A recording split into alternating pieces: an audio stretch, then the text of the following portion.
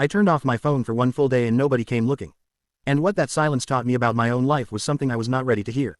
Let me explain how it happened because it was not planned. Not at all. I did not wake up that morning with some kind of experiment in mind. I was just tired in a way that had been building for weeks and something in me finally snapped quietly, the way things do when they have been bending for too long. My name is Daniel. I am 29 now, and the day I disappeared, even briefly, even just from a screen, changed the way I understood everything around me. I had been running on empty for a long time before that day.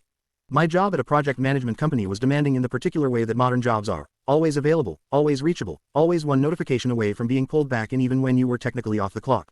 My social life looked full from the outside. Group chats with 15 people in them. Plans made and rescheduled and made again. The constant low hum of being connected to everyone and somehow deeply disconnected from everything. I was 28 at the time. I had lived in my current apartment for 2 years and still did not know my neighbors' names. I had friends I spoke to daily through a screen and could not remember the last time I had sat with any of them in person and felt genuinely present. I was busy in a way that felt productive but left me hollow at the end of every day. That morning I woke up at 6 a.m. to 3 work notifications, a message from my friend Ryan asking about plans for the weekend, and a group chat that had generated 42 messages overnight about nothing particularly important. I picked up my phone, looked at all of it, and then did something I had never done before. I put it face down on the bedside table and left it there. I did not plan to leave it for the whole day. It just happened that way. I made coffee, slowly, without a podcast playing or something streaming in the background. Just the sound of the coffee maker and the early morning light coming through the kitchen window. And I stood there and drank it and noticed, with a kind of quiet shock, that I could not remember the last time I had done that. Stood somewhere without filling the silence immediately. Something shifted in that stillness. I could feel it but I could not name it yet. I decided to go for a walk. No destination, no route mapped on my phone, no playlist. Just outside and moving. The neighborhood I lived in was one I had passed through hundreds of times but mostly on the way to somewhere else. That morning I actually looked at it. The old bakery on the corner that always smelled like something warm. The community garden behind the low fence that I had registered in my peripheral vision for 2 years without ever actually seeing. A man about 60 sitting on a bench outside his building just watching the street with the kind of unhurried ease I found almost foreign. I walked for maybe an hour. And what happened next surprised me. I felt something I had not felt in a long time. Presence. Actual presence. Like I was inside my own life instead of observing it through a layer of glass and notifications and things I needed to respond to. It was unfamiliar enough that it took me a while to identify it. And when I did, something heavier followed immediately behind it. If this feeling was unfamiliar, how long had it been gone? I went home and sat with that question. I did not reach for my phone. I sat on the floor of my living room with my back against the sofa and just thought. Really thought. Not the kind of thin, distracted thinking I did in between tasks. Actual sustained thought about my actual life. And what I found when I looked honestly was uncomfortable. I had filled every corner of my life with noise. Not because I was happy and sociable and engaged with the world. But because silence had started to feel dangerous. Like if I stopped moving and stopped scrolling and stopped being reachable, something I had been avoiding would finally catch up to me. I had been running, not toward anything, but away from something I had not been willing to name. I want to ask you something here and I really mean it. When was the last time you sat somewhere with no phone, no music, no background noise, nothing to consume, and just let yourself exist in the quiet? If the idea of that feels uncomfortable, even slightly, I think you already understand what I am talking about. Because I had built my entire daily life around never having to feel that discomfort. And it had cost me something I was only beginning to measure. Around midday I made some food, again slowly, without watching anything, and while I ate I thought about the people in my life. Not in a bitter way, just honestly. My friend Ryan, who was 30, was someone I genuinely liked.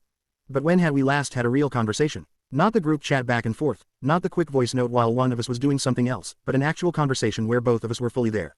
I could not remember clearly. My colleague Sam, 27, sat 2 desks away from me 5 days a week.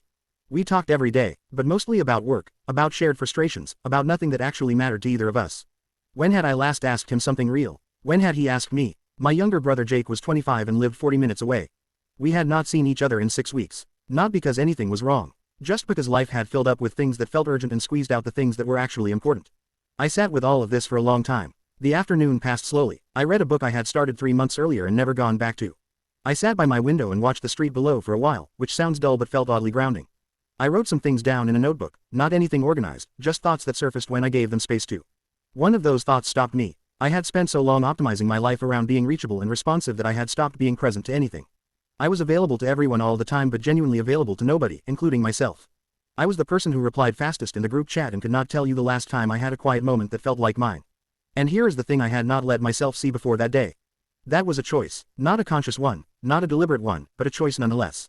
Every time I picked up my phone to escape 10 seconds of stillness I was making a choice. Every time I put something on in the background to avoid sitting with my own thoughts I was making a choice. And those choices had accumulated into a life that looked connected and felt completely hollow. The evening arrived and still I had not turned my phone on. I noticed at some point that I had not checked it for hours and the anxiety I expected had not come. What came instead was something quieter. A kind of settling, like something in me that had been braced for a long time was slowly releasing its grip. I cooked dinner properly, something that took time and attention. I ate it at the table instead of in front of a screen. I sat afterwards with a cup of tea and did absolutely nothing for 20 minutes, and it was one of the most restful things I had experienced in months. Then something happened that I did not expect. I started to miss people. Not the group chat version of them. The actual people. I missed sitting with Ryan and talking about something that mattered. I missed calling Jake for no reason other than wanting to hear his voice. I missed the version of friendship that existed before everything became a quick reaction emoji and a voice note recorded while walking somewhere else. I had not felt that kind of missing in a long time. And I realized that was because the noise had been covering it. The constant availability, the constant input, the constant scroll, it had been filling the space where genuine longing for real connection should have lived. And without the noise, for the first time in a long time, I could actually feel what I was missing. And more than that, I could feel that it was worth missing. I turned my phone on at around 9 p.m. There were messages, work things, a few from Ryan, the group chat still going. Nothing was on fire. Nothing had collapsed. The world had continued perfectly fine without my constant availability for an entire day, and somehow that was both relieving and quietly humbling.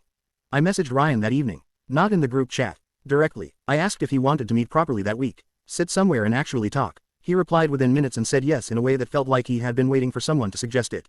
I called Jake the next morning. He picked up immediately. We talked for an hour. About real things. About how he was actually doing and how I was actually doing. The honest versions, not the fine versions. At the end of the call he said it was the best conversation we had had in ages. I agreed, and I thought about how that had been available to us the whole time, and we had both been too busy filling the space with other things to reach for it. I am 29 now and I still have a full phone and a busy life. I am not going to pretend that one day of silence transformed everything permanently and simply. Life fills back up, the noise returns, but something in me shifted that day in a way that has not fully shifted back. I pay attention to presence now in a way I did not before. I notice when I am filling silence I could sit in. I notice when I am half in a conversation and half somewhere else on a screen. I notice when I am available to everyone and present to no one. And sometimes, not always, but sometimes, I put the phone down and choose the quiet.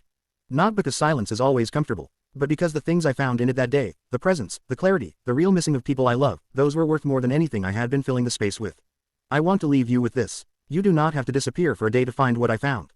But I want to ask you genuinely, when you strip away the noise and the notifications and the constant input, what is actually there?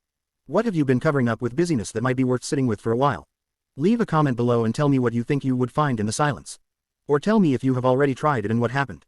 This space is for honest things and your words belong here. If this story reached something real in you, please share it with someone who never puts their phone down. Like this video and subscribe to Untold Perspectives for more stories that ask the questions most people are too busy to hear. The quiet has things to say. You just have to stop long enough to listen.